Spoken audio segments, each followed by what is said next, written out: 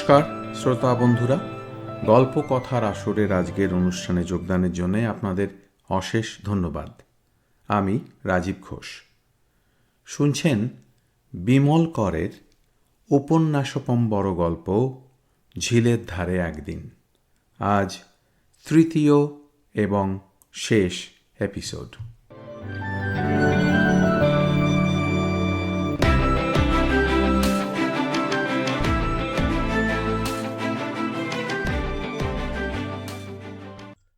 ষষ্ঠ পরিচ্ছেদ। নিজেরই গরজ ছিল শর্মাজির, নয়তো আরও কত দেরি হতো কে জানে। মফস্বলের এইসব অঞ্চলে কে কার কড়ি ধারে, বড় কিছু না ঘটলে মাথা ঘামায় না কেউ।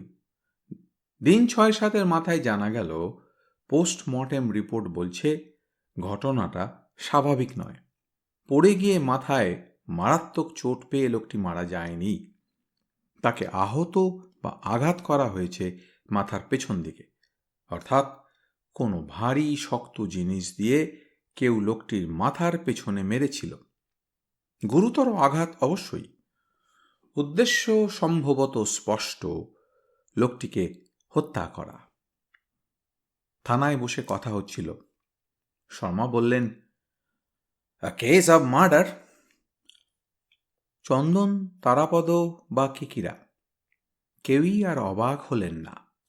একেবারে গোড়ায় যদি বা একটু সন্দেহ কিংবা দ্বিধা থেকে থাকে, পরে যত দিন গিয়েছে তাদের আর দ্বিধা ছিল না। তবু যতক্ষণ না কাগজে কলমে বলা হয় ওটা দুর্ঘটনা নয়, হত্যাই, ততক্ষণ জোর করে বলা যাবে না একটা কথাও আইনত। লোকটি কে তা কিন্তু জানা গেল না, কিকিরা বললেন। না, আইডেন্টিফিকেশন তো হলো না। চেষ্টা করেছিলাম রায় সাহেব, সাকসেসফুল হলাম না। লাশ একেবারে পচে গিয়েছিল। সদরে মর্গের নামে যে বাড়িটা পড়ে আছে সেখানে কুত্তা পর্যন্ত ঢুকতে চায় না, সো হরিবল কন্ডিশন। আমি গিরি বাবার ধর্মশালার মুটিয়াকে নিজে টাকা পয়সা দিয়ে থানার লোক সঙ্গে দিয়ে সদরে পাঠালাম। ওই যে সাধুজি ভেগে পড়ল, ওহি লোক আর এই আদমি আগার একই হ্যায়। তো মুটিয়া মর্গে গেল না, পালিয়ে এলো ভয়ে। বিমারি হয়ে গেল ব্যাটার। তো লাশের কি হলো? ও যা হয়। কিকিরা অনুমান করে নিলেন বেওয়ারিশ লাশ পুড়িয়ে ফেলেছে ওরা।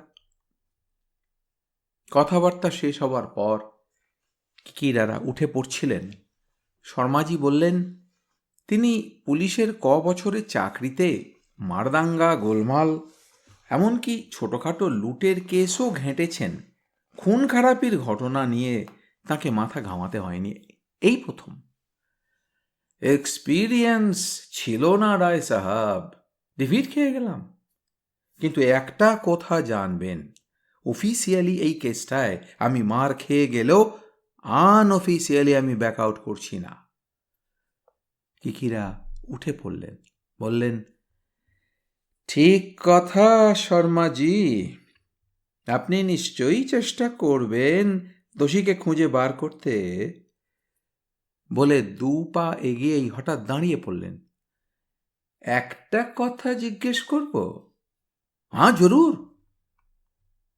আপনি যে টর্চটা সেদিন কুড়িয়ে এনেছিলেন স্পট থেকে, সেটা কোথায়? ও আমার কাছে। টর্চ, চাদর, ও চামেলি বাবুর দেওয়া ওই চেন, তাবিজ। বলে ইশারায় নিজের ঘরের আলমারি দেখালেন।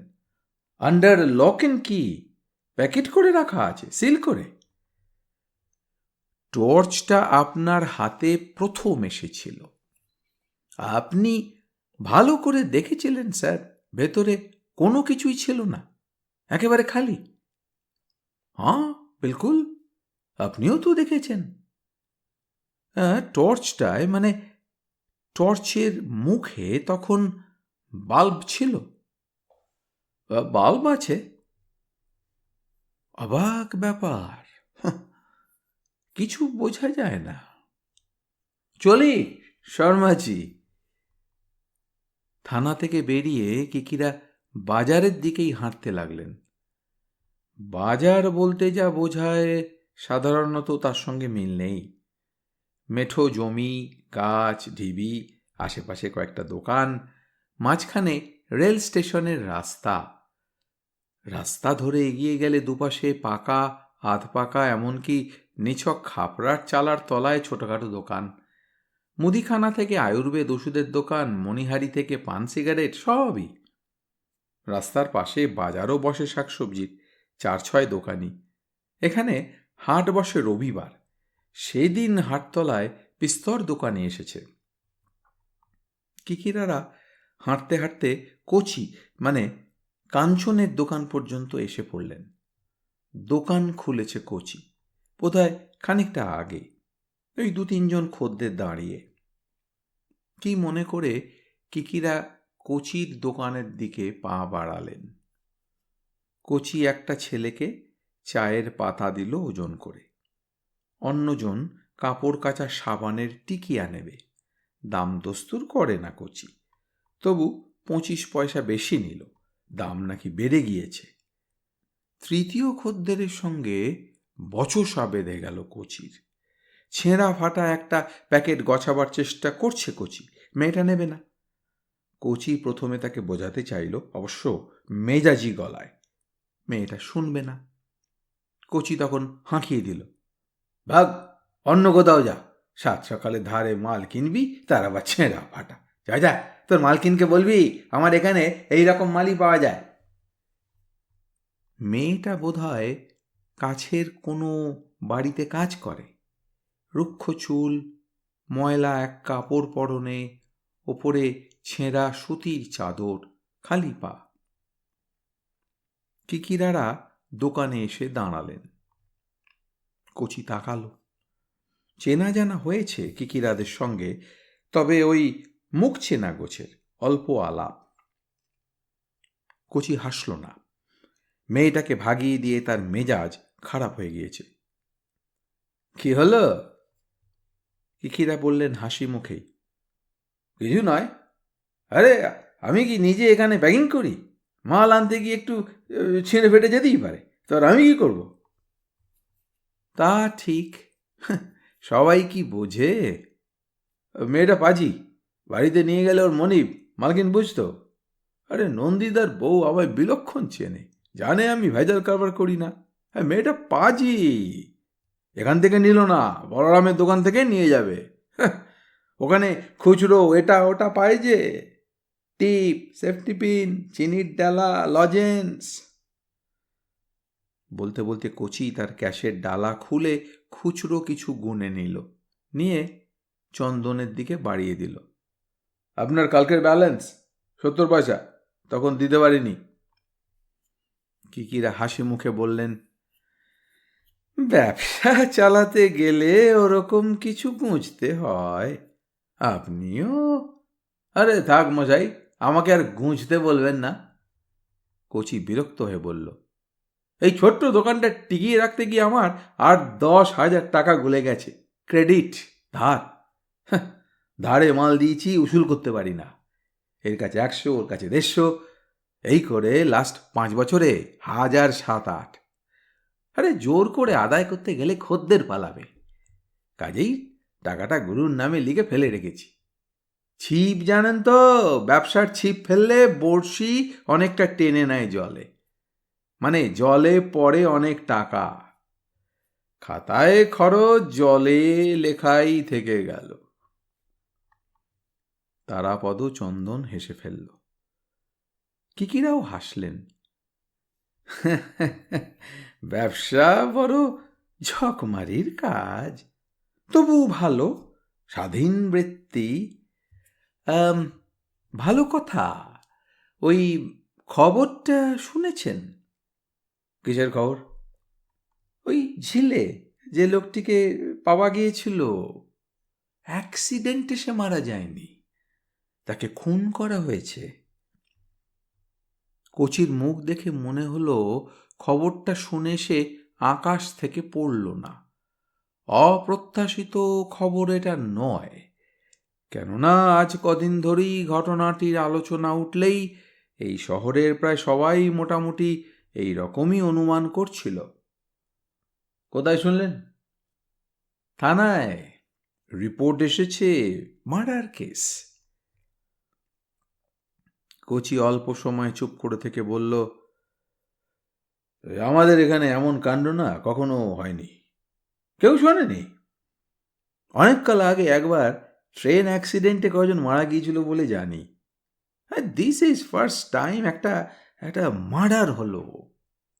ইস, এমন পিসফুল ছোট্ট একটা জায়গায় খুন হওয়াই যায় না। কিকিরা মাথা নাড়লেন।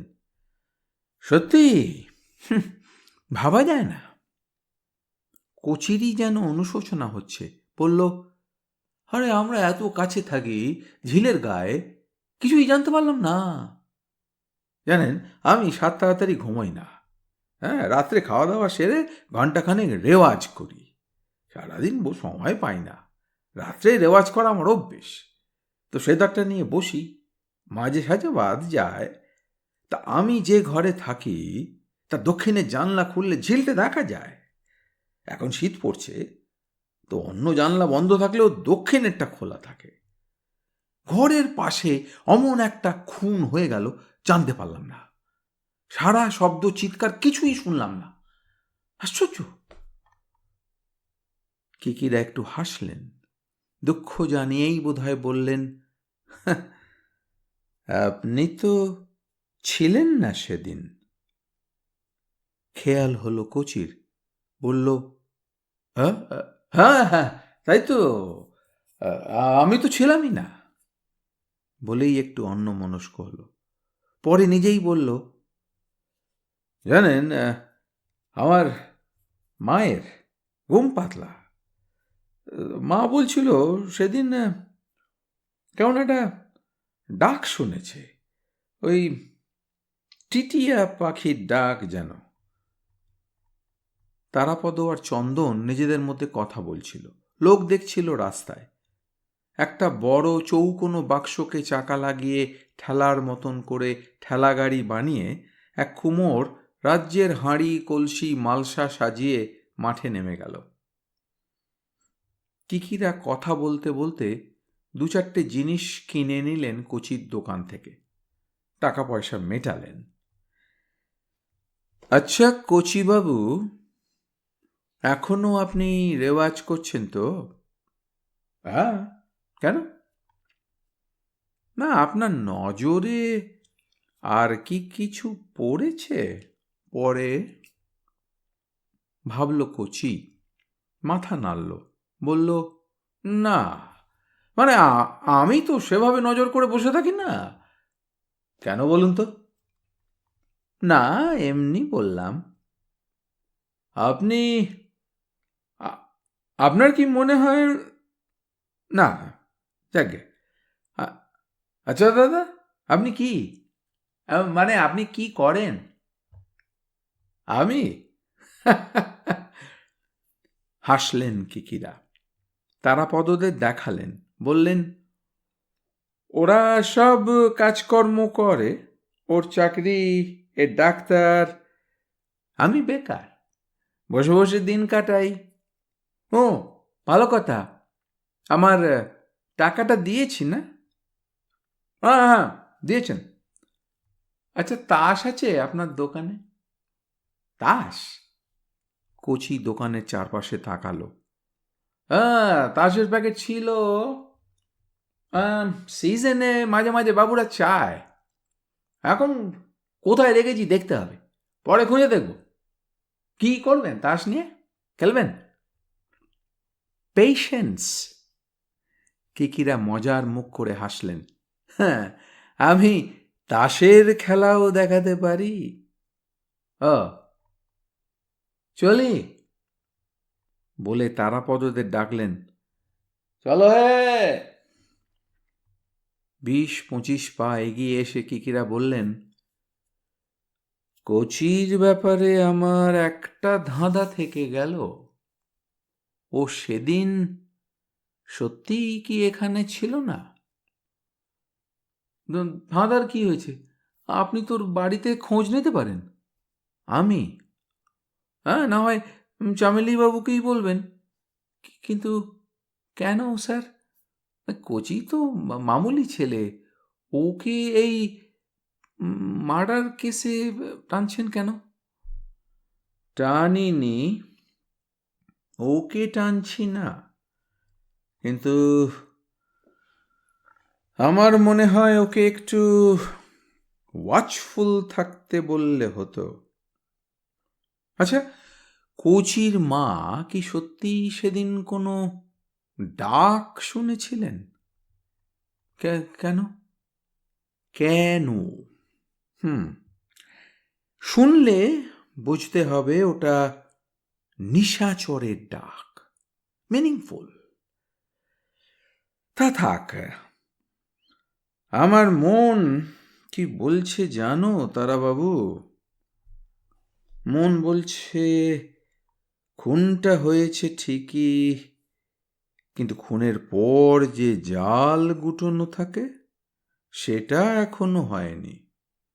বরং আরো গুছিয়ে বলতে হয়, খুন করার পাটটা মিটলেও পরের কাজটা মেটেনি। মিটলে চামেলিবাবু আমায় একটা জরুরি খবর দেওয়ার জন্যে পাঠাতেন না। তারাপদ আর চন্দন মুখ চাওয়াচাওয়ি করল। কিকিরা পকেট থেকে এক টুকরো কাগজ বার করে তারাপদদের দিলেন। বললেন, ওর লোক সকালে এসে দিয়ে গিয়েছে, উনি নিজে বেরোতে পারেননি, হোঁচট খেয়ে বুড়ো আঙুল জখম। কাগজটা নিয়ে দেখল চন্দনরা। চামেলিবাবু লিখেছেন, আজ একবার অবশ্যই দেখা করবেন, নতুন খবর আছে। আমি নিজেই যেতাম, এই দরজার চৌকাঠে হোঁচট খেয়ে ডান পায়ের বুড়ো আঙুল ভেঙেছি বোধহয়, ফুলে গিয়েছে খুব, নীল হয়ে কালশিটে পড়েছে, পায়ের পাতা ফেলতে পারছি না। আসবেন আপনারা, কথা আছে। চিঠির টুকরোটা ফেরত দিল চন্দন। কিকিরা রাস্তায় উঠলেন। আজ মাঠে এক রাশ ফড়িং উঠছে, বর্ষাকালের মতন। কাঁটা ঝোপে বেগুনি রঙের ফুল ফুটে আছে। তারাপদ বলল, জরুরি কথাটা কি হতে পারে স্যার? আন্দাজ পাচ্ছেন? না, কি কথা আন্দাজ করতে পারছি না, তবে বুঝতে পারছি এই ঘটনা নিয়েই কথা। উনি কি শর্মার কাছে ওই সদরের দপ্তর থেকে আসা রিপোর্টের কথা শুনেছেন? শুনতে পারেন। শর্মার কাছে খবর এসেছে কাল চামেলিবাবুর সঙ্গে শর্মার যোগাযোগও আছে। মানে তাহলে কি এই খবরটাই উনি আমাদের শোনাতে চান? না বোধহয়। চন্দন কি যেন ভাবতে ভাবতে বলল, আচ্ছা কিকিরা, আপনি যেন একটা আঁচ পাওয়ার অবস্থায় এসে পড়েছেন। কি গন্ধ পাচ্ছেন নাকি? না, এখনো অন্তত নয়। তাছাড়া আমি তো আগেই বলেছি, খুনির কারবারে আমি নেই। আঁচ আমি বাস্তবিকই পাচ্ছি না। তবে একটা কথা আমি প্রায় জোর করেই বলতে পারি, মাখন বাবুর মতন মানুষদের সাধ্য নেই এমন ভয়ঙ্কর কাজ করার। কিন্তু এঁরা কেউ ঘুণাক্ষরেও সেদিন কিছু জানেননি, শোনেননি, ভাবতে আমার বিশ্বাস হচ্ছে না। তবু না হয় তাঁরা কিছুই না জানলেন, তারপরও কি কিছুই ওদের নজরে পড়ল না আজ পর্যন্ত? আমি তো আলাপ করে দেখলাম, ওরা একেবারে হাঁদা বোকার মতন ব্যবহার করেন। আর ওই ছেলে দুটো, ওই পল্লব আর হকি প্লেয়ার, কি যেন, লাডলি, ঠান্ডা হয়ে আছে। শর্মা ওদের হয়তো এবারে ছেড়ে দেবে। তারাপদ বলল, ইয়েস স্যার, ওদের ব্যাপারটা হলো ওই হিন্দি সিনেমার হিরো মার্কা, নাচ গান হুল্লোড়। আমার মনে হয় না ভেতরে ওরা বদ। মানে চামেলিবাবুকে জ্বালাতো হয়তো, সে মজা করেই, সিরিয়াসলি নয়। কিকিরা কিছুই বললেন না।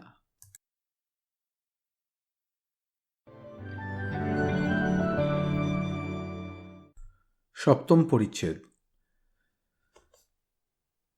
চামেলিবাবুর বাগানের একটা প্রাকৃতিক বৈশিষ্ট্য রয়েছে। এখানকার জমি এমনিতেই সমতল নয়, উঁচু নিচু, কোথাও চড়াই মতন, কোথাও ঢালু। চামেলিবাবুর বাগানের দিকটা ঢালু হতে হতে মাঠের সঙ্গে মিশে গিয়েছে। যত বড় বড় গাছপালা সবই যেন ধাপ ভেঙে ভেঙে মাটিতে নেমেছে, মানে মাঠের দিকে। ওর বসতবাড়ি একতলা হলেও সবচেয়ে উঁচু জায়গায়। জল বৃষ্টিতে বাড়ির আশেপাশে এক ফোঁটাও জল থাকে না, গড়িয়ে বাগানে নেমে যায়। গোয়ালঘর বসতবাড়ি থেকে বেশ খানিকটা তফাতে। খামারি ঘর চমৎকার।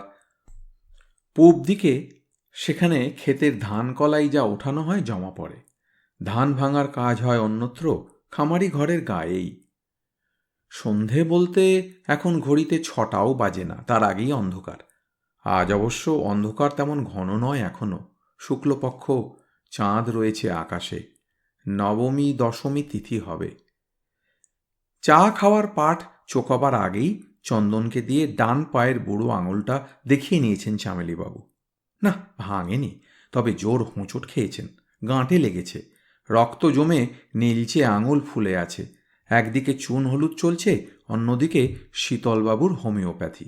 ব্যথা কি তাতে তেমন কমে? তবে 19-20। চামেলিবাবু বললেন, এবার কাজের কথা বলি। আমার এই বাড়ি থেকে ঝিলটা দেখা যায়, জানেন তো রায় সাহেব? জানি, দেখতেই পাওয়া যায়। ভালোই যায়, আমার বাড়িটা উঁচুতে, আর ওগুলো অনেক ঢালুতে। বুঝেছি, ঝিলে। আরে শুনুন সব আগে। চামেলিবাবু বললেন, কাল পায়ের যন্ত্রণায় ঘুম আসছে না। একটু করে ঘুমোই, তন্দ্রার মতন হয়, আবার ঘুম ভেঙে যায়। তা তখন মাঝরাত হবে, আমার শোয়ার ঘরের পাশে বিজুয়া শোয়। ও বিজুয়াকে তো চেনেন, দেখেছেন সব সময়। ও আমার হাতে লাঠি, আমার সব কাজ ও করে। বুড়ো মানুষ, কখন কি হয়। বিজুয়া আজ বছরই রাত্রে আমার পাশের লম্বা ঘরটায় শোয় রাত্রে। তো কাল আমি যন্ত্রণায় ছটফট করতে করতে বিছানায় উঠে বসেছি। একবার ওই কল ঘরে যাব, তো আমার সাড়া পেয়ে বিজুয়া এসে বলল, বাবু একবার বাইরে এসে দেখে যান, ঝিলের ধারে ভুতুরে আলো ঘুরে বেড়াচ্ছে। বিজুয়াদের ভূতে প্রেতে বিশ্বাস থাকা অস্বাভাবিক নয়। ও ভয় পেয়েছিল বলে মনে হলো। তো আমি খুঁড়িয়ে খুঁড়িয়ে বাইরে এসে দেখি বিজুয়া ভুল বলেনি। একটা আলো ওই ঝিলের আলপথ ধরে ঘুরছে ঘুরছে, মানে অনেকটা সেই এই আলেয়ার মতন। ওই একটা জায়গায় জ্বলল, তা খানিক পরে নিভে গেল। খানিকটা তফাতে আবার দেখি আলো। এই অদ্ভুত ব্যাপার মশাই। কিকিরাও অবাক হচ্ছিলেন। চন্দন আর তারাপদ বলল, আলেয়া? না। চামেলিবাবু মাথা নাড়লেন। আলে আর আলো ও আমরা অনেক দেখেছি। আগেকার মাইনিং ফিল্ডে হরদম ওটা দেখা যেত। ওটা গ্যাসের ব্যাপার। ছেলেবেলায় আমরা বলতাম মাঠে ঘাটে ভূতগুলো ছুটে বেড়ায়। কালকে দেখা আলো আলেয়া নয়। কেমন করে বুঝলেন? দেখি বুঝলাম। তাছাড়া ঝিলের পাশে আজ পর্যন্ত কখনো কেউ আলেয়া দেখেনি।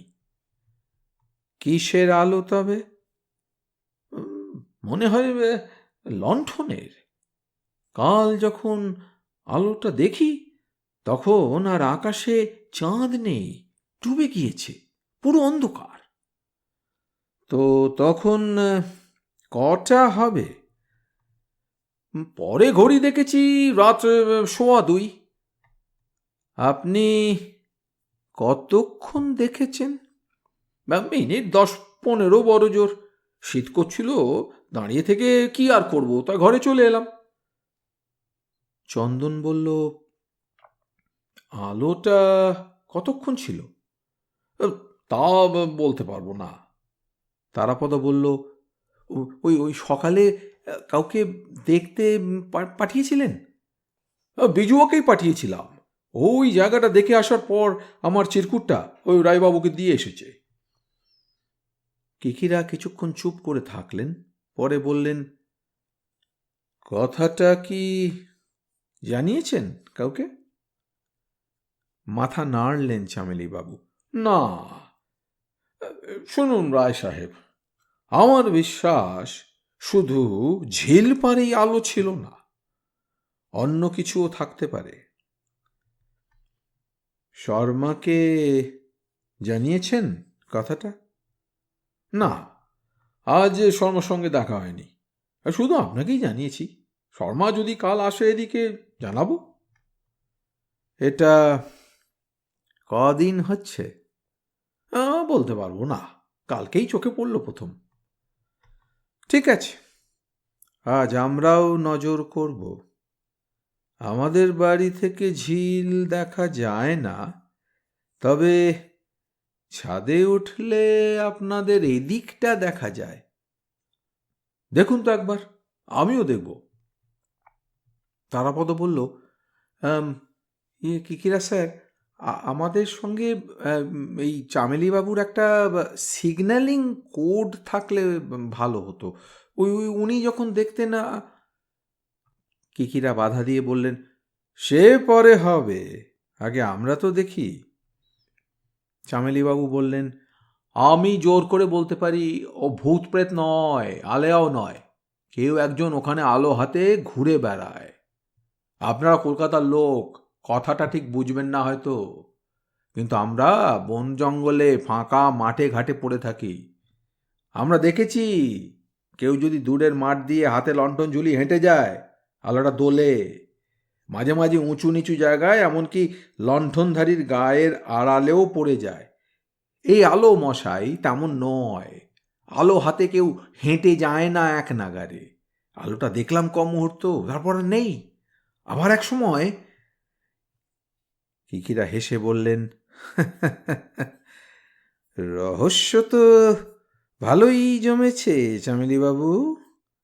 এতদিন ছিল লোকটাকে কেমন করে মারা গেল, আবার এখন দেখা যাচ্ছে ঝিলের আশেপাশে মাঝরাত্রিরে একটা ভৌতিক আলো হাজির হয়েছে। হ্যাঁ, মানে এখন চলছে ভুতুড়ে খেলা, বোধহয় হাতড়ানোর পালা। হাতড়ানোর পালা? হ্যাঁ, খোঁজ খবর হচ্ছে হয়তো। কিসের? সেটাই তো বলতে পারছি না আমরা, বুঝতেও পারছি না। পারবো হয়তো এবার। উঠে পড়লেন কিকিরারা।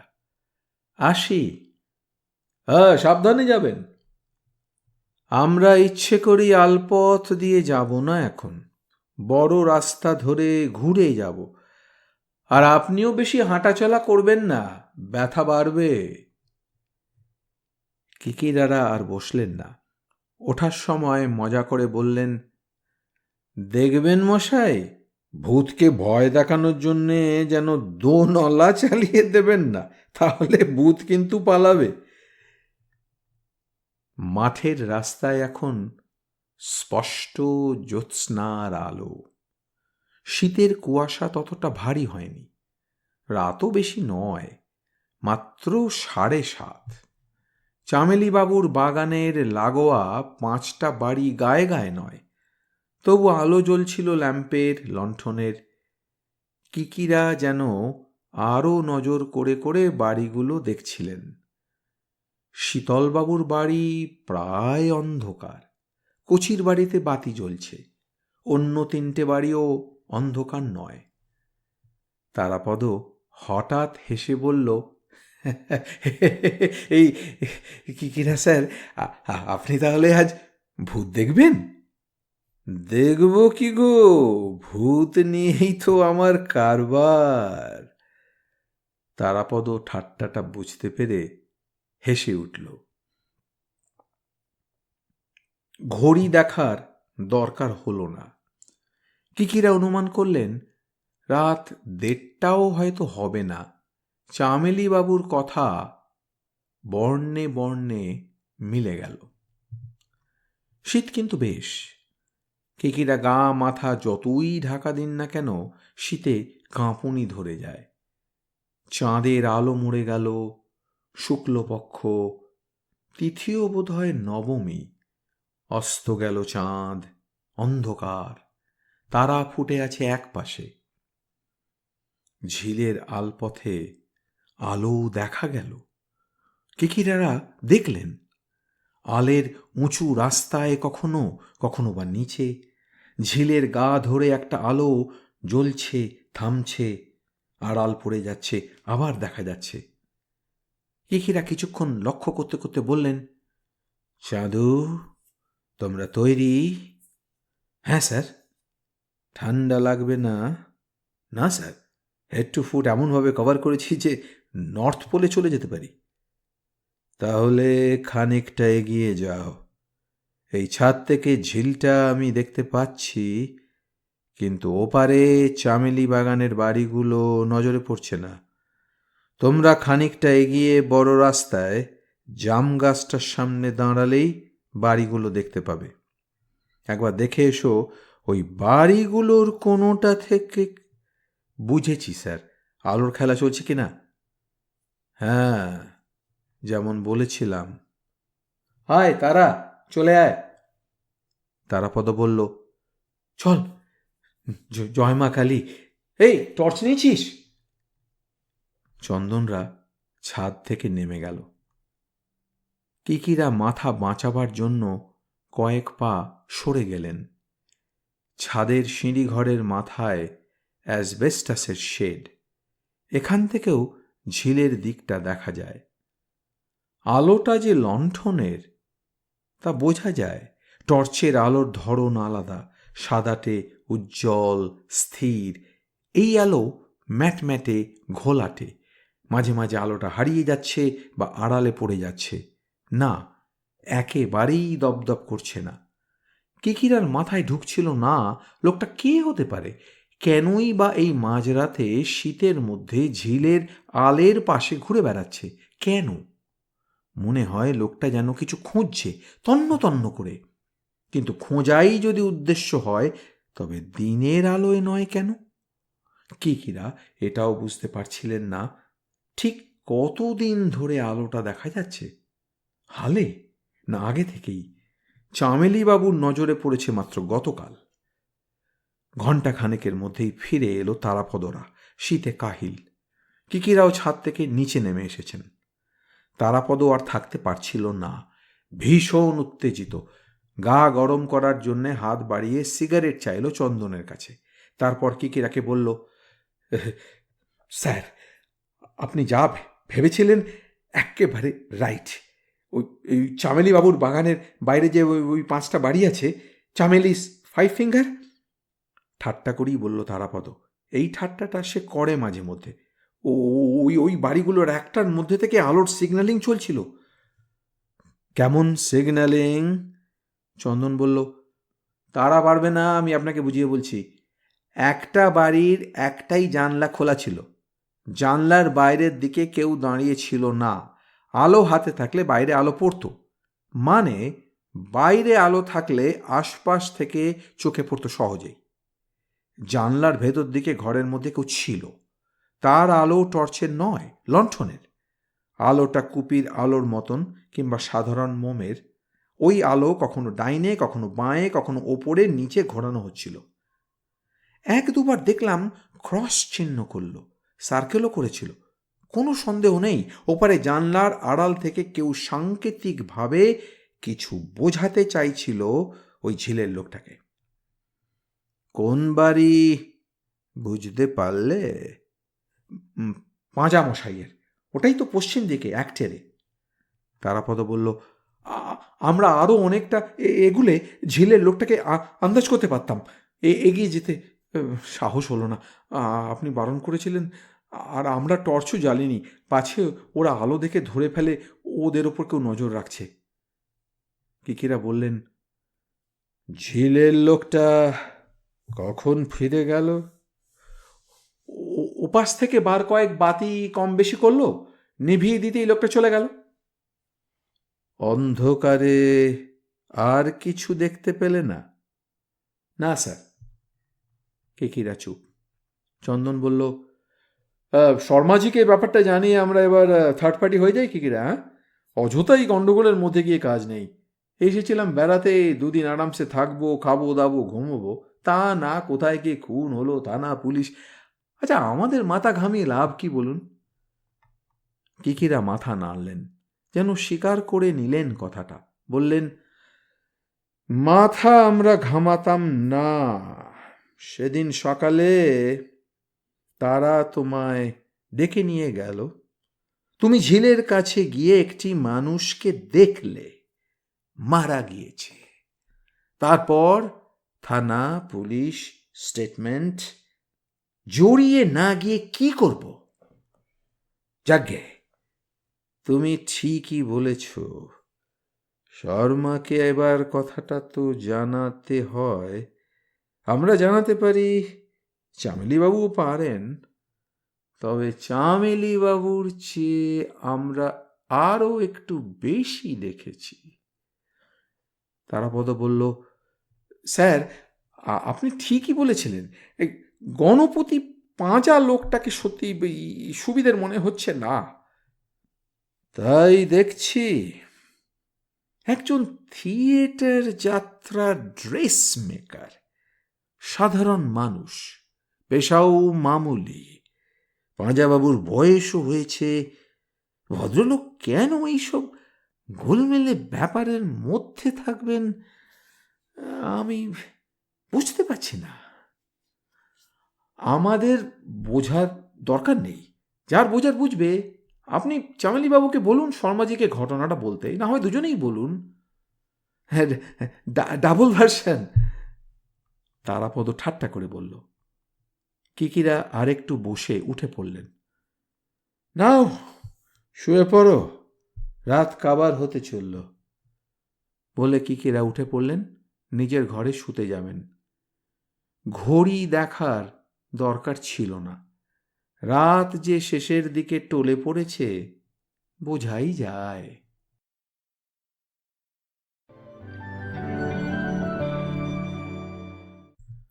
অষ্টম পরিচ্ছেদ। চামেলিবাবু নিজেই হয়তো যেতেন পারলে, কিন্তু হাঁটার ক্ষমতা নেই থানা পর্যন্ত। কাজেই চিঠি লিখে থানা থেকে শর্মাজিকে ধরে আনলেন। কিকিরারাও ছিলেন। সকালে বসা হয়নি, অন্য কাজ ছিল শর্মাজির। বিকেলেই এসেছেন তিনি, আর এখন বিকেল মানে আধ সন্ধে। কিকিরারাও এসে পড়েছেন সময়ে। চামেলিবাবুর বসার ঘরে চা খেতে খেতে ঘটনাটা শুনলেন শর্মা। প্রথমে চামেলিবাবুর মুখে, পরে কিকিরাদের কাছে। শর্মা ঠান্ডা মাথায় ভাবলেন খানিক, তারপর বললেন, চামেলিজি, ওই গণপত তো আপনার বাড়িতে ভাড়া থাকেন। আপনি আগে জানলেন না আদমি কেমন? শর্মা গণপতিকে বলে গণপত। চামেলিবাবু বললেন, না, আগে জানবো কেমন করে? ভাড়া চেয়েছিল, দিয়েই দিলাম। আপনার চেনা কেউ রেকমেন্ড করেছিল? না, সেভাবে কেউ করেনি। চিঠি লিখেছিল ভদ্রলোক। এর আগে হরিবাবু বলে এক ভদ্রলোক ছিল বাড়িটায়, পুজোর আগে। কাশীপুরের লোক, কাপড়ের ব্যবসা ওই শোভাবাজারে। তার মুখে আমার বাড়ির কথা শুনে চিঠি লিখেছিল। হ্যাঁ, তো কমাস ভাড়া নিয়েছেন গণপত? 2 মাস। আছেন কতদিন? 15-20 দিন হলো। আপনার কাছে আসেন? না, 2-1 দিন এসেছেন, কথা বেশি বলেন না। স্ত্রী মারা গিয়েছেন কবছর আগে। ভেতরে কোনো আফসোস আছে, মুখ দেখে তাই মনে হয়। আমি বরং খোঁজ নিতাম ওই পাঁজার। রায় সাহেব, শর্মাজি কিকিরার দিকে তাকালেন, ও গণপতি বাবুকে আজই থানায় তুলে নিয়ে যেতে পারি। থানায় ডেকে নিয়ে যাওয়া ডিফিকাল্ট নয়, তাতে কোনো কাম হবে না। অফেন্স, কোনো অফেন্স তো চাই। নিজের ঘরে আলো জ্বালায়, এ তো অফেন্স নয়। কিকিরা মাথা হেলালেন, এ তো সাফ কথা। রাম শ্যাম যদু মধু যে কোনো লোক যখন খুশি তার বাড়িতে আলো জ্বালাতে পারে, তাতে তার দোষটা হচ্ছে কোথায়? মিছিমিছি এই বাজে কারণ দেখিয়ে কাউকে থানায় ধরে নিয়ে যাওয়া যায় না। এমনকি কিকিরার আর ভাবা হলো না।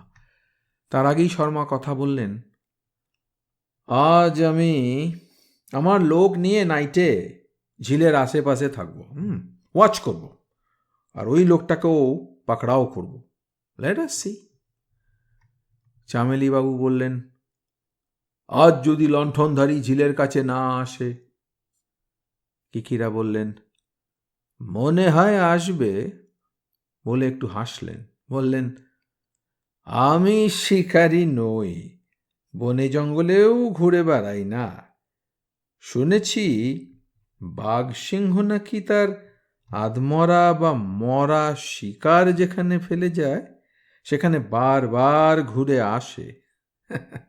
আমরা জানি না, কিন্তু আমার বিশ্বাস ওই ঝিলের আশেপাশে কোনো কিছু খোঁজার চেষ্টা হয়। সেটা সামান্য জিনিস নয়। ওই লণ্ঠনধারী আজও আসবে।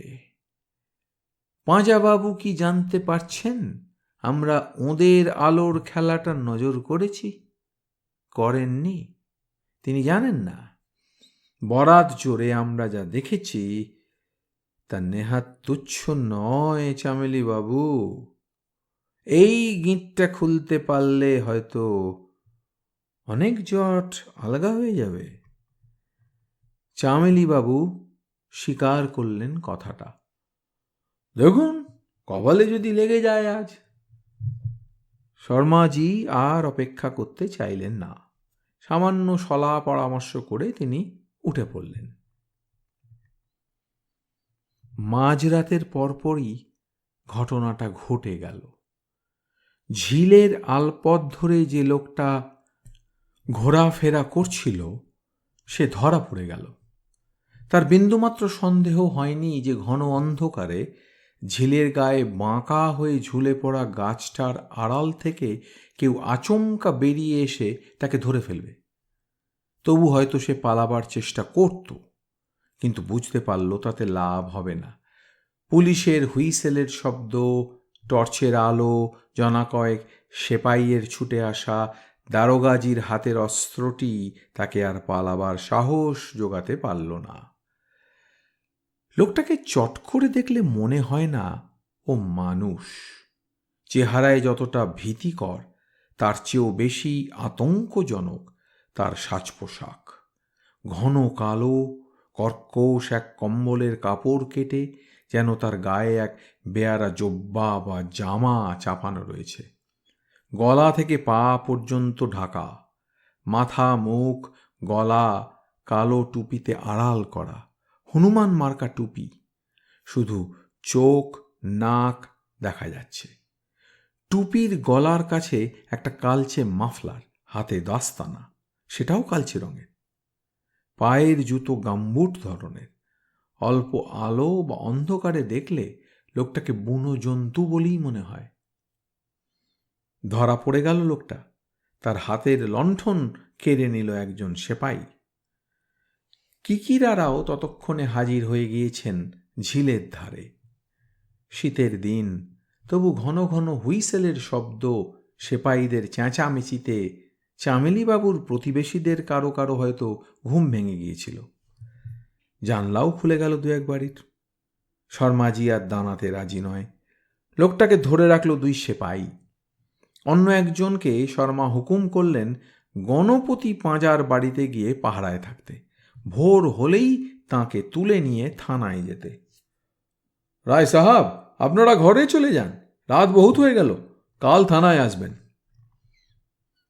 কিকিরা পাঁজাবাবুর অনুগত লোকটিকে দেখছিলেন আর ভাবছিলেন, বুনো জন্তুর মতন পোশাক পরলেও লোকটাকে অনেক বেশি ভৌতিক দেখায়। এরকম কাউকে রাত্রে আচমকা দেখলে ভয়ে মূর্ছা যাওয়া অসম্ভব নয়, হার্ট ফেলও হতে পারে দুর্বল চিত্তের মানুষের। তোমার নাম ভৈরব? কিকিরা বললেন। লোকটা জবাব দিল না কথার। সে যেন এখনো ভাবতে পারছে না যে কেমন করে সে ধরা পড়ে গেল। জবাব না পাওয়ায় কিকিরা যেন একটু হেসে বললেন, তুমি বাবু কতক্ষণ আর বোবা হয়ে থাকবে? থানায় যাও, পুলিশের গুঁতো খেলে বোবারাও বাবা বলে, কথা ওরা বলিয়ে নেবে। চন্দন বলল, চলুন স্যার, আজ আর নয়, ঠান্ডা লেগে গিয়েছে। কিকিরাও আর দাঁড়াতে রাজি নন। তারাপদকে টানলেন, চলো। যেতে গিয়ে শর্মার দিকে তাকালেন। কাল আপনার সভা কখন বসবে দারোগা সাহেব? সভা? আরে আমরা তো যাব। শর্মা বুঝতে পারলেন, বললেন, 9:30-10 বাজে আসুন। শ্যামলীবাবু, পায়ে ব্যথা? ও আনিয়ে নেব। চলি। কষ্টই হচ্ছিল যেতে। ঝিলপাড়ের চারদিক কুয়াশায় ঢাকা, কনকনে ঠান্ডা বাতাস আসছে উত্তরের। আকাশের তারাগুলিও যেন আবছা হয়ে এসেছে হিমে কুয়াশায়। যেতে যেতে কিকিরা বললেন, বুঝলে চাঁদু, পাঁজাবাবু থিয়েটার যাত্রার ড্রেস মেকার, সাজ মাস্টার হতে পারেন। ওর সুনাম কতটা আমি জানি না, তবে লোকটার অন্য মিস্ট্রিও আছে চাঁদু। হয়তো সেটাই আসল। দেখা যাক কি বলেন উনি।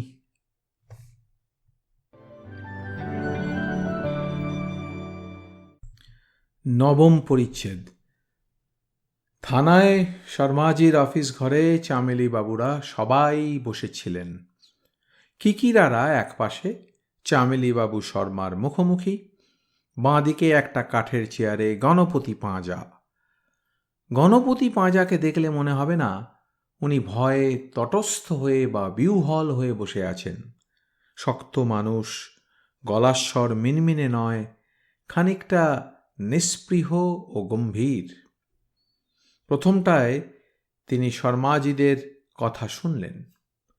চামেলি বাবুর রাগারাগি দেখলেন না। জেনে শুনে অচেনা লোককে বাড়ি ভাড়া দিয়ে কত মূর্খামি না করেছেন তিনি, চামেলি বাবু আফসোস করছিলেন। অবশ্য এটা সব সময় সর্বক্ষেত্রে ঠিক নয়। ভাড়া তিনি অজানা অচেনা কেউ দেন, তবে একটু দেখে শুনে। একতরফা নানান কথা শোনার পর গণপতি পাঁজা বললেন অধৈর্য হই, আপনারা আমাকে থানায় ধরে এনেছেন কেন? ধরে এনেছেন প্রমাণ করতে যে আমি সেদিনের ঘটনার সঙ্গে জড়িয়ে আছি, এই তো? চামেলি বাবু বললেন, আলবাত, আপনি ছাড়া। হাত তুলে চামেলি বাবুকে থামতে বললেন গণপতি।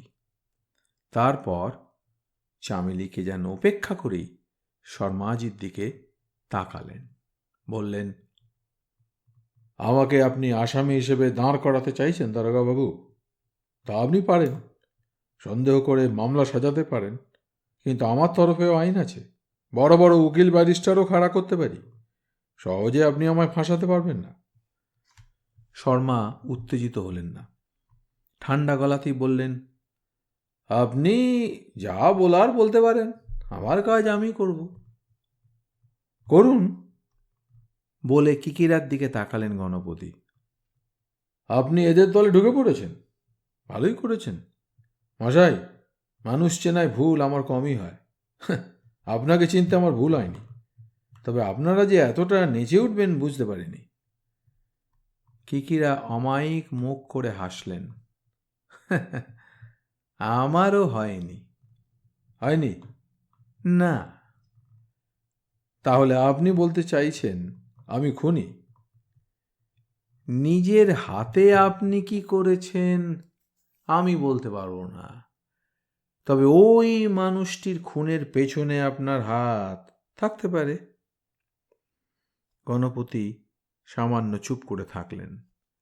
তারপর দেখলেন কিকিরাকে তীক্ষ্ণভাবে। শেষে বললেন, অশ্বিনী দালাল ওরফে প্রেমলাল ওরফে খুশিবাবু, জানেন লোকটাকে? নাম শুনেছেন? পুলিশের খাতায় লোকটা নামকরা স্মাগলার। বাইরে থেকে মাল আনে, সোনা, ড্রাগস, সব ব্যাপারই হাত আছে। ক্রিমিনাল। একটা দল আছে ওর। ব্যবসা ছড়ানো, ব্যাংক ডাকাতিও করেছে। কিকিরা রীতিমতো অবাক হয়ে গিয়েছিলেন। স্মাগলারদের সম্বন্ধে তার কোনো ধারণা নেই। কাগজে পড়েন মাঝে মাঝে, গল্পেও হয়তো শুনেছেন কারো কারো নাম, তবে পাকা স্মাগলার চোখে দেখেননি। শর্মাজিও নড়ে চড়ে বসলেন। এখানে স্মাগলার?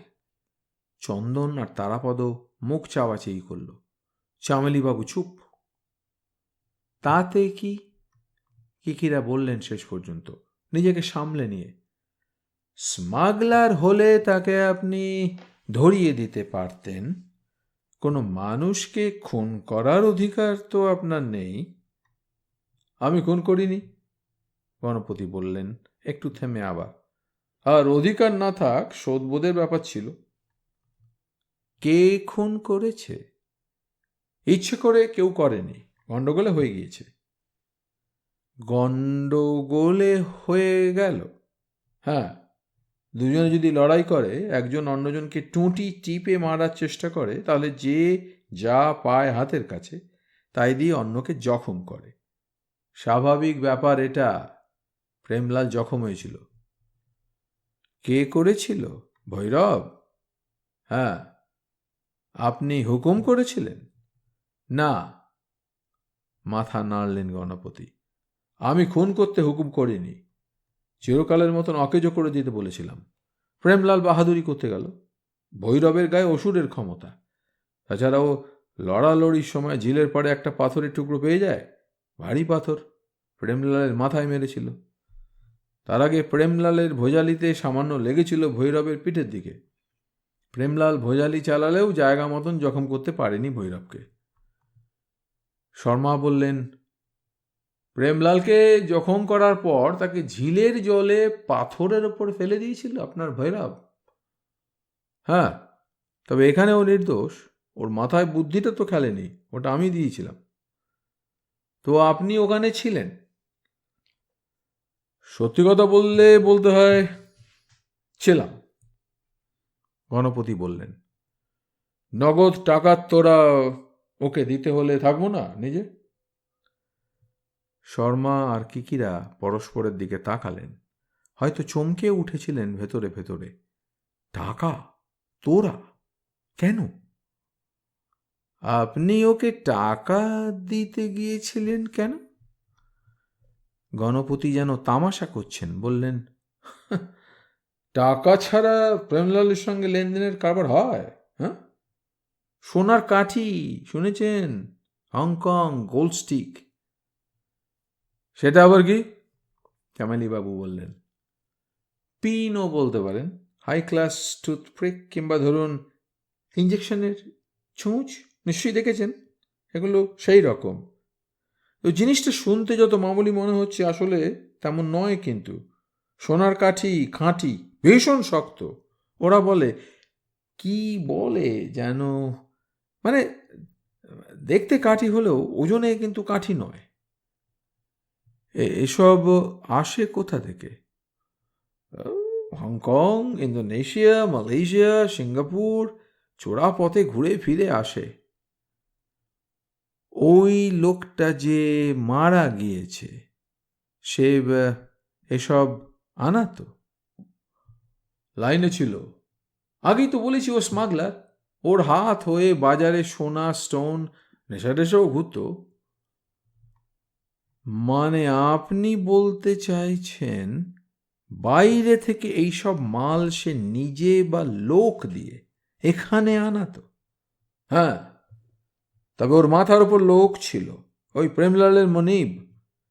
তার কাজকর্মের কথা আমি বেশি জানি না, শুধু জানি বাইরেই সে মক্কেল বেশি ঘুরত। তো এখানকার বাজারে ওই সোনার কাঠির দাম কত হতে পারে? দাম? তবে ওই এক একটা কাঠি কম করেও 800-1000। সোনার বিস্কুটের কথা শুনেছি, কাঠি কখনো শুনিনি। ওইসব হালে হয়েছে চোখে ধুলো দেওয়ার জন্যে। কাঠবাদাম জানেন তো? চিনে বাদাম নয়, সেই কাঠবাদামের মধ্যে করে চুনি আসে, হীরের কুচি আসে, শুনেছেন? তবে বাদামগুলো কাঠবাদাম নয়, দেখতে অবিকল ওই রকম, নকল বাদাম, ও ধরা যায় না। শর্মা ড্রয়ার খুলে আবার বন্ধ করে দিলেন। ছোট্ট একটা জায়গার সাধারণ দারোগা এত কথা কেমন করে জানবেন? স্টিক বা কাঠি, নিডল আসে কিভাবে? ও যেভাবে আসে না দেখলে আপনারা বুঝতেই পারবেন না, গণপতি বললেন। অবস্থা বুঝে ব্যবস্থা। তবে বেশিরভাগ সময় আসে বড় টর্চের ওই ব্যাটারি সেলের মধ্যে। ও পিনগুলো লম্বায় 1-2 ইঞ্চি, বান্ডেল করা থাকে সেলের মধ্যে। ওপরের দিকটা অবিকল ওই সেলের মতন প্যাকিং, লেবেলিং। চট করে দেখলে ধরার উপায় নেই, ব্যাটারি সেল বলেই মনে হবে। কিকিরা বুঝতে পেরে গেলেন। একবার তাকালেন শর্মার দিকে, তারপর চোখ ফিরিয়ে গণপতিকে দেখলেন।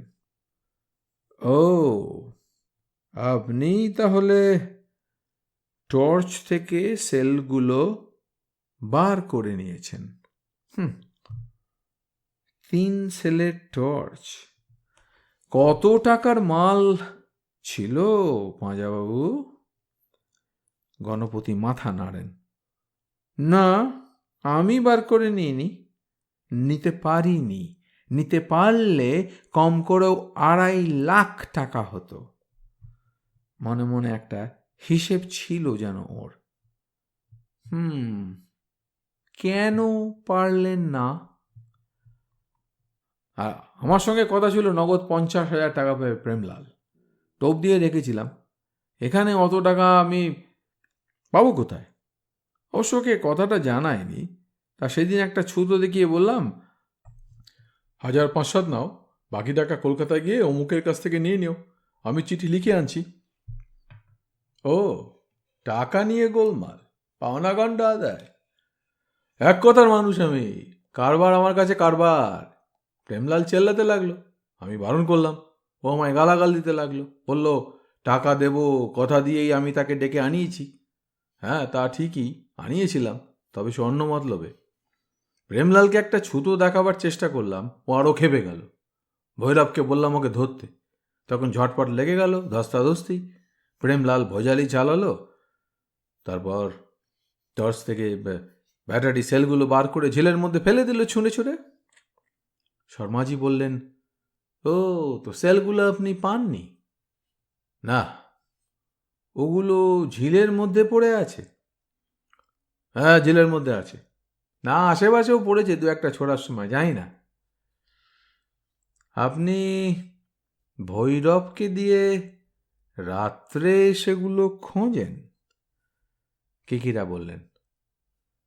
অত টাকা? গলার স্বর অন্যরকম শোনালো। তামাশা করলেন নাকি? তা দিনের বেলায় খোঁজেন না কেন? না, দিনে নয়, ও মারা যাবার পর আমি ঝিলের আশেপাশেও যায়নি। কার চোখে পড়ে কি সন্দেহ হয় কে বলতে পারে? পুলিশের নজর ছিল, আপনারাও ঘোরাঘুরি করতেন ঝিলের কাছে। সাবধানের মান নেই। হাসলেন কিকিরা। তা রাতের খোঁজটা শুরু হয়েছিল কবে থেকে? এই তো 2-3 আপনার ভৈরব ওভাবে আলো নিয়ে অন্ধকারে? ভৈরব দিনকানা? দিনকানা মানে? শুনেছি পেঁচারা দিনে। কিকিরা ঠাট্টা করলেন। রাতকানা তো শুনেছেন, দিনকানাও হয়। ভৈরব দিনের বেলায় ভালো দেখতে পায় না, ঝাপসাটে দেখে। ওর প্রায় জন্মগত রোগ, ডাক্তার দেখিয়েছে অনেক। তাঁরা বলেন বুঝতে পারি না। তবে এমন হয় 5 লাখে হয়তো 2-1 জন। রোগের একটা নামও বলেন। আরে এক একজন মানুষ নিয়মের বাইরে থেকে যায় মশাই, প্রকৃতির খেয়াল। শর্মা নিজের চেয়ার ছেড়ে উঠলেন, বললেন, প্রেমলালই এখানে এসে ওই ধর্মশালায় ছিল, গিরিবাবা ধর্মশালায়? হ্যাঁ। তো দাড়ি গোঁফ লাগিয়ে গেরুয়া আলখাল্লা পরে এসেছিল ভেগ ধরে? হ্যাঁ। ভেগ ধরতে কি আছে দারোগাবাবু, 1-2 দিনের ভেগ। প্রেমলাল কোন মুলুকে না চক্কর মারে, তাছাড়া ওর ওপর নজর আছে পুলিশের। হুম, ও আপনাকে জানিয়ে এসেছিল তাহলে? হ্যাঁ, চিঠি লিখে এসেছিল। চিঠি আমার কাছে আছে, আমি আসতে বলেছিলাম। ও চিঠি পড়লে আপনি কিছু বুঝবেন না, সাঁটে লেখা। বেশ, কিকিরা বললেন, চিঠি পেয়ে আপনি কেন লিখলেন না যে আপনার কাছে এখানে অত টাকা নেই? আরে সত্যি কথা আগেই বলেছি, ওকে আমি এখানে আনতেই চেয়েছিলাম, তার কারণ ছিল। কি কারণ জানতে চাইবেন না? তবে সেদিন তবু ওকে আমি টাকার ব্যাপারে মিথ্যে বলিনি। টাকা আমার কাছে ছিল না। ও বলল টাকা নিয়ে কালই সকালে ও গোরখপুর চলে যাবে, সেখান থেকে নেপালে অনেক টাকার মাল আনতে হবে। শর্মা উঠে গিয়ে তাঁর অফিস ঘরের আলমারির তালা খুললেন। তারপর একটা প্যাকেট বার করে আনলেন, কোড়া কাপড়ে মোড়া, গালার সিল 4-5 জায়গায়। নিজের চেয়ারে বসে প্যাকেটটার গালা ভাঙলেন। ভেতরের জিনিসগুলো সামনে রাখলেন শর্মা। বললেন, এই টর্চ, শাল, চিনতে পারেন? মাথা নাড়লেন গণপতি। টর্চটা ওর হাতে ছিল, আমার হাতে আসেনি। আর এই টর্চের ভেতরেই তো ছিল আসল জিনিস। কিকিরা মুচকি হেসে বললেন। গণপতি জবাব দেবার প্রয়োজন মনে করলেন না প্রথমে। পরে কি ভেবে বললেন, প্রেমলাল জখম হওয়ার পর ওর হাত থেকে টর্চটা আমরা কেড়ে নিতে পারতাম। কেন নিইনি কে জানে। টর্চের ভেতর মাল ছিল না বলে। চামেলিবাবু আচমকা বললেন, আচ্ছা পাঁজাবাবু, এই অন্ধকারে আপনার বন্ধুটি এলো কেমন করে? তার চোখ কি আঁধারিতে জ্বলে? গণপতি নির্বিকারভাবে বললেন, আরও একটা পকেট টর্চ ছিল ওর কাছে, আসল টর্চ। সেটা কোথায় আমি জানি না। পেয়েছেন নাকি? শর্মা মাথা নাড়লেন, না, পাননি। পুকুরের জলে পড়ে আছে হয়তো, গণপতি বললেন। শর্মা এবার রূপোর তাবিজ আর ছেঁড়া চেনটা দেখালেন। এটা কার, চিনতে পারেন? গণপতি দেখলেন তাবিজ, লকেট আর চেনটা। হাত বাড়িয়ে নিলেন না, শুধু তাকিয়ে থাকলেন। কার এটা?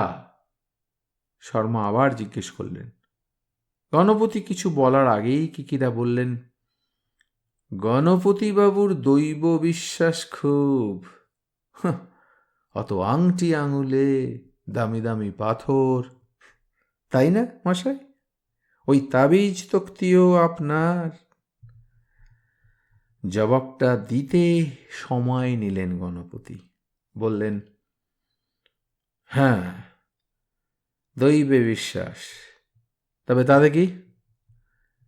তাতে আর কিছু নয়, শুধু প্রমাণ হয় আপনি সে সময় সেখানে ছিলেন। বোধহয় ধস্তাধস্তির সময় এগিয়েও গিয়েছিলেন, কিন্তু বয়স হয়েছে, লড়ালড়ি কি আপনার পোষায়? লাভের মধ্যে ওটা ছিঁড়ে হাত থেকে পড়ে গিয়েছে। গণপতি চুপ। কি আছে ওতে? ধরুন প্রসাদী ফুলপাতা। ঠাকুর দেবতার ফুলপাতা নিয়ে কিছু বলতে নেই গণপতিবাবু। তবে আপনি কি সত্যি কথা বলছেন? গণপতি এবার বিরক্ত হলেন, বললেন, ভেঙে দেখুন। আমি দৈব বিশ্বাস করি আর না করি তাতে আপনাদের কি? হ্যাঁ, করি। দৈব মেনে নিয়েছি বলেই পরপর কত বড় ঘা সইতে পেরেছি জীবনে, আপনারা তার কি জানেন? আমার ছেলে গিয়েছে, তাজা ছেলে। ওই শয়তান প্রেমলাল তাকে নেশায় ভিড়িয়েছিল। ছেলেটা নিজের সর্বনাশ করেছিল, আমাদেরও। শেষে একদিন গলায় দড়ি দিয়ে মরল, রাগে অভিমানে, মাথা বিগড়ে গিয়ে। প্রেমলাল মুখে আহা উহু করল, আর মনে মনে ভাবল, নেশার চক্করে পড়লে এরকম কতই না যায়, আরো একটা গেল। আমার স্ত্রী সন্তান শোক সহ্য করতে না পেরে পরের বছরই মারা গেল। গণপতি থামলেন, যেন পুরনো কথা মনে এসে গেল পরপর। সামান্য থেমে নিজেকে সামলে নিয়ে বললেন, চোরাই কারবার আমার ছিল না, টাকা আমার আছে। তবু একদিন আমি প্রতিজ্ঞা করেছিলাম, ওই প্রেমলালকে আমি দেখে নেব, ওকে আর মানুষের চেহারায় বাঁচতে দেব না সংসারে। আমার ভেতরের কথা ওকে আমি বুঝতে দিইনি। ধীরে ধীরে ভাবসাব করেছি, কম সম চোরা কারবারও করেছি ওর সঙ্গে। এবার ওকে এখানে টেনে এনেছিলাম আমি, ভুলিয়ে। নয়তো 1050-60 কারবার তো কলকাতাতেই হওয়ার কথা, এখানে কেন? গণপতি থেমে গিয়ে এদিক ওদিক তাকালেন। একটু জল খাওয়াতে পারেন? যা বলছিলাম প্রেমলালকে ভুলিয়ে এখানে আনার একটাই কারণ, কলকাতায় ওর অনেক সাগরেদ, এখানে ও একা, ও একলা। আমরা দুজন, আমি আর ভৈরব। ভৈরবকে দোষী করবেন না দারোগা বাবু, ও বোকা, ওর মাথা বলে কিচ্ছু নেই। আমার হুকুমই ওর কাছে সব। শর্মা জল আনতে বলেছিলেন হাঁক মেরে। জল আসার আগেই কিকিরা বললেন, আপনি প্রতিশোধ নিতে চেয়েছেন বলছিলেন, প্রেমলালকে একরকম শেষ করতেই চাইছিলেন। ও তো মারা গিয়েছে সেদিনই। তাহলে আজ কদিন রাত্রে কি খুঁজে বেড়াচ্ছেন ভৈরবকে ঝিলের কাছে পাঠিয়ে? নিজেই বলেছেন সেই সোনার কাঠিওয়ালা ব্যাটারিগুলো, তাই না? গণপতি কেমন মুখ করে হাসবার চেষ্টা করলেন একটু, ধীরে ধীরে বললেন, না, সোনা নয়। সোনা বললে আপনাদের মগজে ঢুকবে, তাই সোনা বলেছিলাম। বাজারি সোনা দিয়ে আর আমি কি করব? ওই সোনার কি দাম আমার কাছে? তবে গণপতি চোখের ইশারায় তাবিজটা দেখালেন। ওটারই খোঁজ করছিলাম। ওর মধ্যে সত্যি সত্যি ফুল পাতা নেই, আছে আমার ছেলে আর স্ত্রীর চিতার ছাই। প্রেমলালের জন্যে ওদের আমি চিতায় উঠিয়েছি, মন থেকে সেটা তাড়াতে পারতাম না। এই কবছর ওটা হাতেই ছিল, আজ আর নেই। বড় ফাঁকা লাগছিল, তবে সবই শেষ হয়ে গিয়েছে কখন। হয়তো কলকাতায় ফিরে ওটাও গঙ্গার জলে ফেলে দিতাম একদিন। চামেলিবাবু অপলকে তাকিয়ে থাকলেন। তারাপদ আর চন্দন এক দৃষ্টে তাবিজের দিকে তাকিয়েছিল। শর্মা যেন অস্বস্তি বোধ করে অন্যমনস্কভাবে কালো শালটার কোনা খুঁটছিলেন। কিকিরা একটিও কথা বললেন না। ততক্ষণে জল এসে গেল। একজন সেপাই গ্লাসে করে জল এনে টেবিলে রাখল।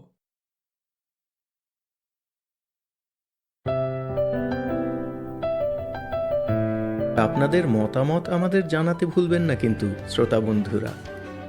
আমাদের ওয়েবসাইট golpokothar.asor.org golpokothar.asor.org